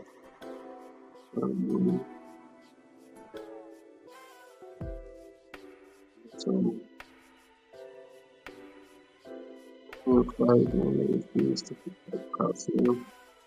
Yeah, but I think the Coliseum was partially because of Oakland. I don't know that you have to. They already knows that a lot more than me. I'm an LA. I'm an LA baby. I'm not a NorCal baby. I'm an LA baby, so I don't know too much about the Oakland situation or the Coliseum. Okay, all I know is information that was provided to me about the Las Vegas Raiders and that situation. um, well, I mean, California just got too damn expensive. People were getting upset with the taxes that you had to pay every time you played out there. Um, it was in a bad area. You know, people weren't trying to go to Oakland. It was a bad stadium. It was a terrible stadium. It was old. They couldn't repair it. They weren't willing to sell it. Al couldn't get it. They weren't willing to work with him. So, I mean, the writing was on the wall, and that honestly is Oakland's fault. It's partially Oakland's fault. It's partially the Raiders' fault for not being able to negotiate anything. But with that being said, man, it's been a great show. I said some things that I'm gonna have to talk about later. But it's just spreading awareness, man. It was bothering me. It was bothering me holding that in for so long. Like, I'll be honest with you, I've known there's been an interior fight with the Raiders for possibly 10 weeks now. And it's only growing and it's magnifying even more. I hope it gets better. I'll be honest, I'm not a big fan of Tom Brady. The general manager owner. I have nothing against him as a man. I just like him as a football player because he played for the Patriots, and we all know he stole Super Bowls from us. And at one point took at least 2 Super Bowl appearances from us. I don't know enough about his managerial skill. I don't even know. Well, I don't think he can though. It'll be tough to convince if he can even have a sports agency. I know he was trying to do that and he was working towards that. And I knew Sabir was going to be his first client, but now I don't know.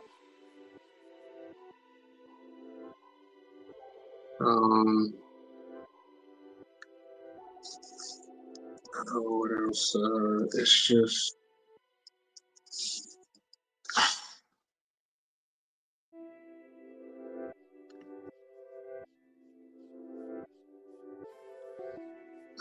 I see it. Can't say. I can't. I won't say anything outside of Moon is the only name I'll say. Because ultimately, he's the one responsible. I'm not going to speak on other people or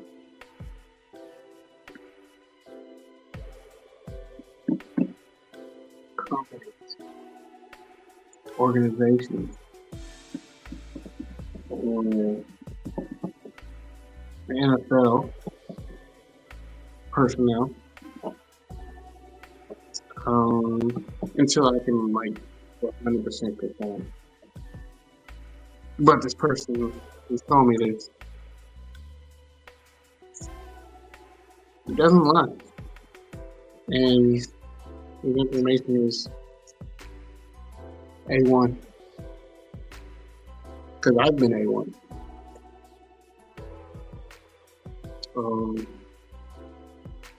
Especially when I know what I'm talking about, but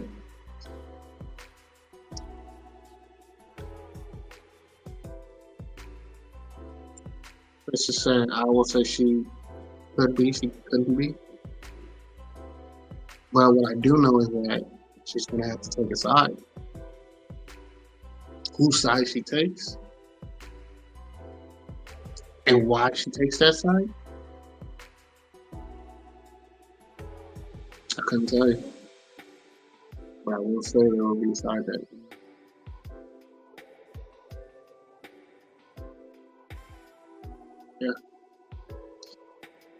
I just hope, I just hope it's worth it. Because, shoot, it could pan out. It can pan out. Who knows? It can be what is needed. But if it goes the way I think it's going to go, it's going to be different. It's going to be different. It's going to be different. And it's going to suck because the Davis family should always be involved with the race. They should always be involved. But if things blow up the way that they are blowing up, I don't see anything associated with anything.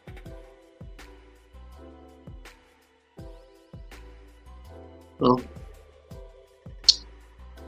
with that being said,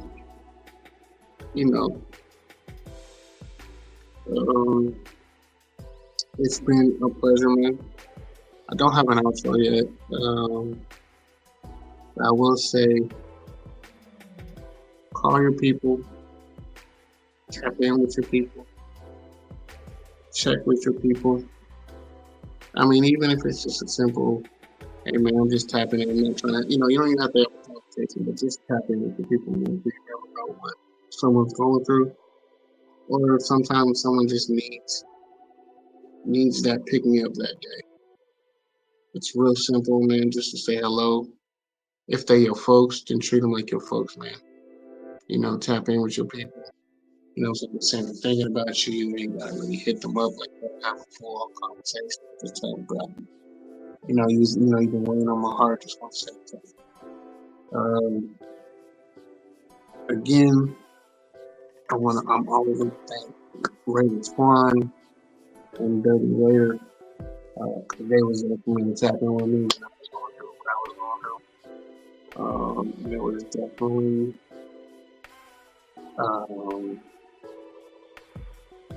I can't think how much time I was needing, just to get my mind off of it, to think about something else.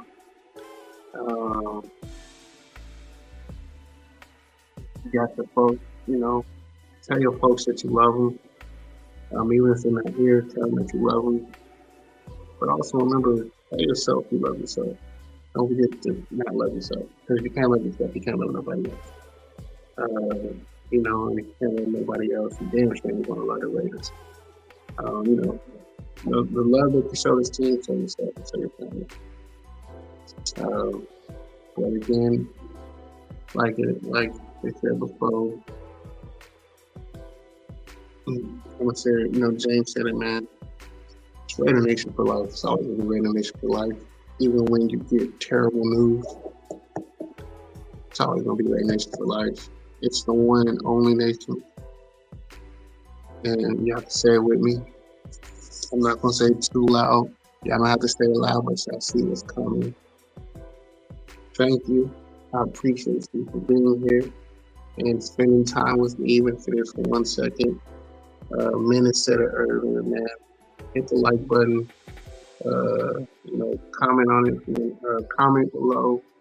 Like I said, let me know what's going on. Send me topics.